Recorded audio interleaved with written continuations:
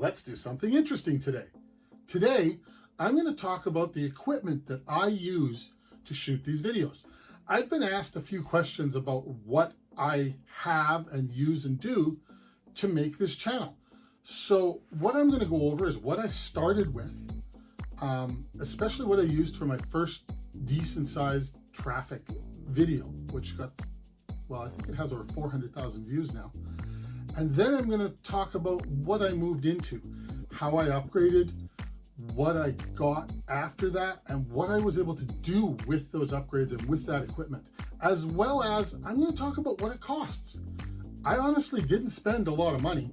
Some of the things that I have are worth a few bucks, but I had them anyway, and many of you will actually have some of the stuff that I'm going to talk about. So let's get started. Simple Tech. That's the name of this channel, and we have piles of videos on greenhouses and growing that you could check out after this one. If you get a chance, hit the like and subscribe button. YouTube's algorithm actually works in a way that if you hit like and subscribe on videos and channels that you're interested in, you're going to be able to see more videos of that topic on your homepage, and on the right side where the videos are here. YouTube's going to serve up similar videos so that you can actually continue to research and check out a particular topic without doing any work for it. So hit like, hit subscribe, and get more of what you like.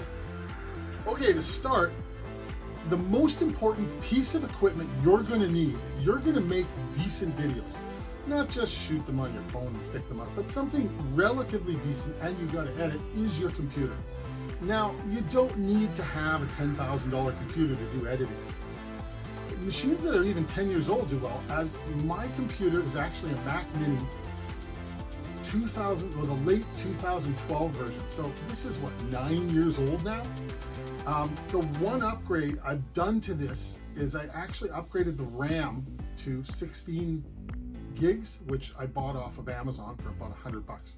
Other than that, it's pretty much stock. I've got the 2.5 gigahertz dual core processor, Intel i5, I think it is.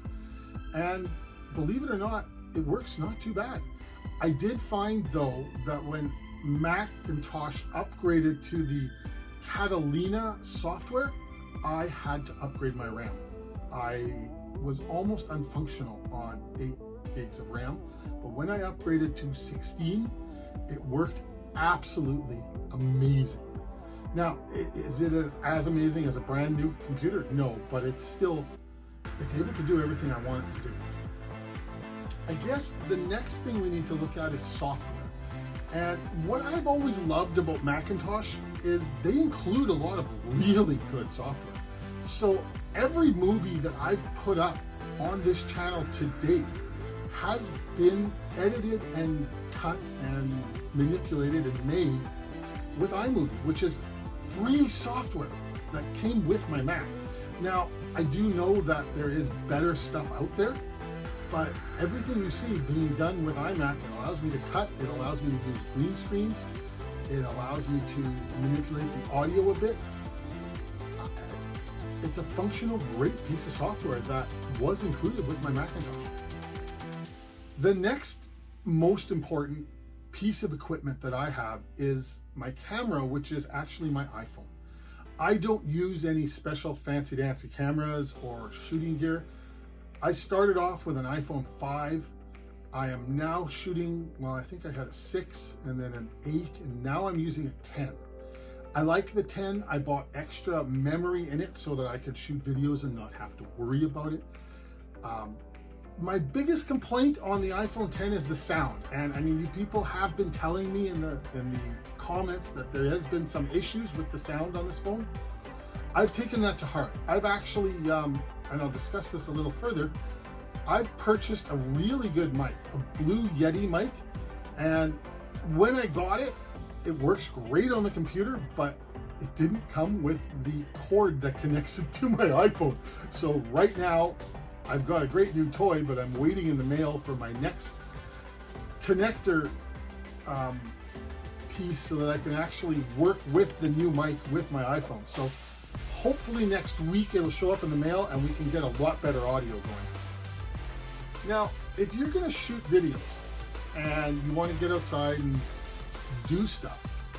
A staff is extremely expensive. You might be lucky enough to have someone help you, but barring that and barring the computer and the phone, the next most important piece of equipment is a tripod. Tripods are fantastic when you want to shoot something by yourself. You put your phone on it, you set it, and away you go. You start filming. What I do like on the phones now is you can actually see what you're shooting. They shoot from both directions, so it makes it much easier to frame your shot and get what you need and stay in that, because every time you look at the phone, you're looking at the camera and it tells you what you're looking at, what you are looking at and can see. But if you want to get into YouTube and you want to start shooting movies, I highly suggest spending about $30 and getting yourself a tripod. It doesn't have to be a super expensive or fantastic one. It just has to hold your phone. The next upgrade that I did was 20 bucks, and it was actually a green sheet, so I could do green screen shooting. With that, I also bought a phone clip that's on a bendy cord, as you can see in the picture here, and I attach it to my monitor, and it's what I'm looking into when I'm talking to you right now. The green screen is behind me. I did upgrade, as I made a couple dollars on YouTube, to a green screen from the sheet, and the screen was much better. It pulls down, it's absolutely perfect in resolution, and it was about 100 bucks for the screen. The sheet was 20. I ran my first 50 movies, at least 45 movies, with just a green sheet, $20. So what else do I have for equipment?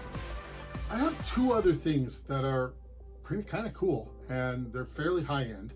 They were given to me by a friend that actually was moving to Europe and didn't want to bring everything with him, and I'm very grateful that I got them. I haven't used them yet. I feel bad about that because I should start using them.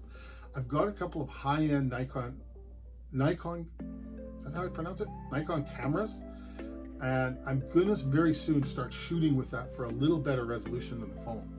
It's not that it generally records in better resolution. I think it's just that the lens in the camera picks up more light and gives you a little clearer picture.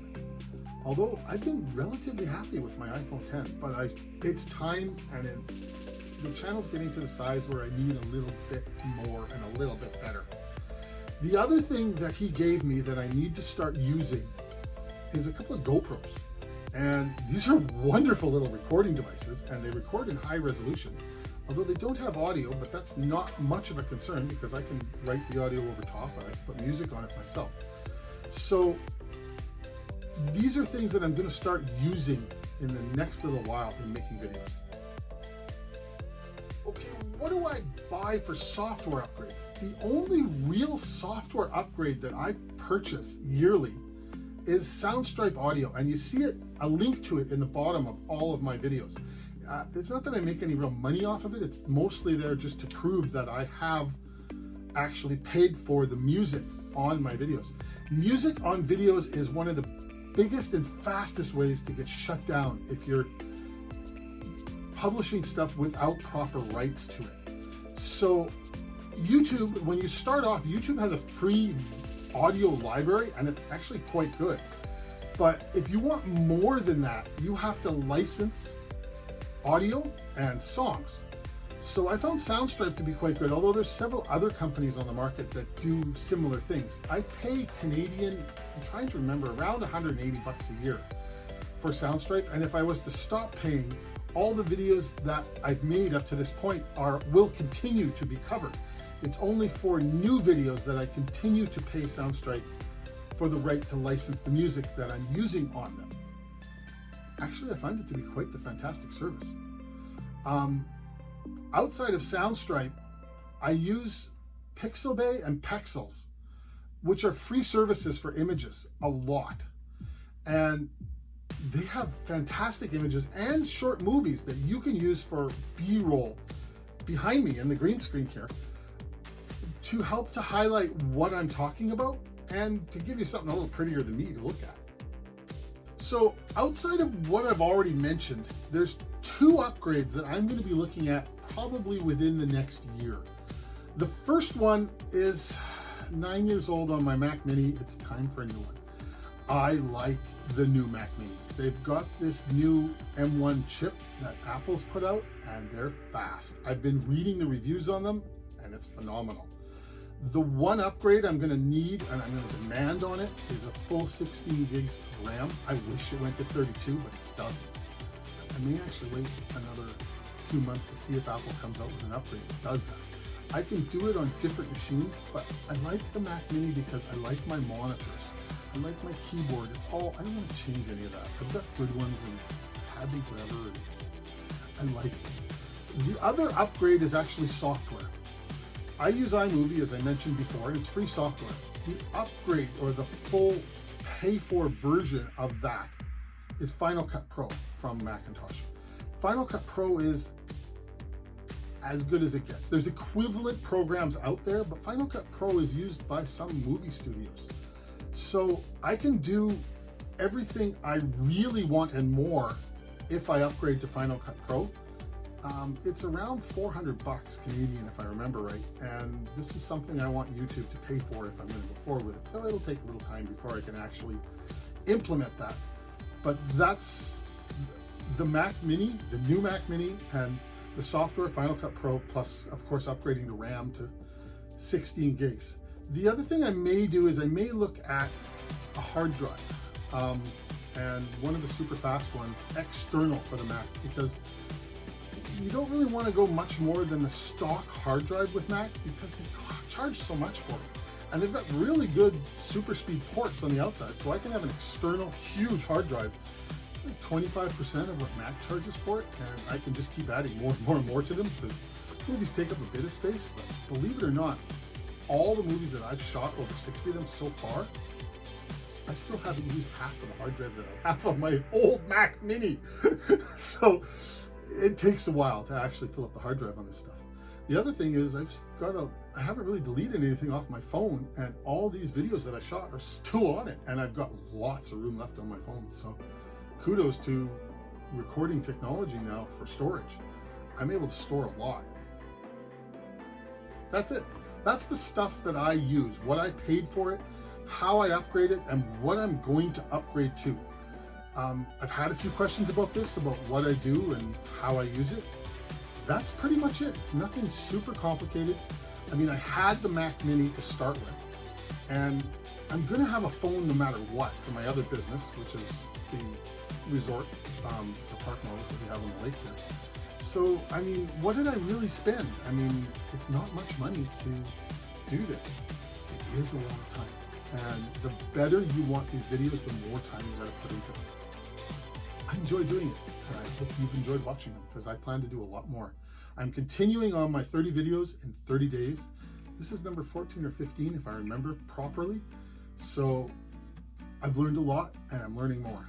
After that, as the polls are showing, I'm going to go to 2 or 3 a week. I haven't decided yet which, but that's the direction I'm going to move with this channel. But for the next 15 days or so, I'm going to do everything I can to keep cranking out one a day for you. Hope to see you in the next video.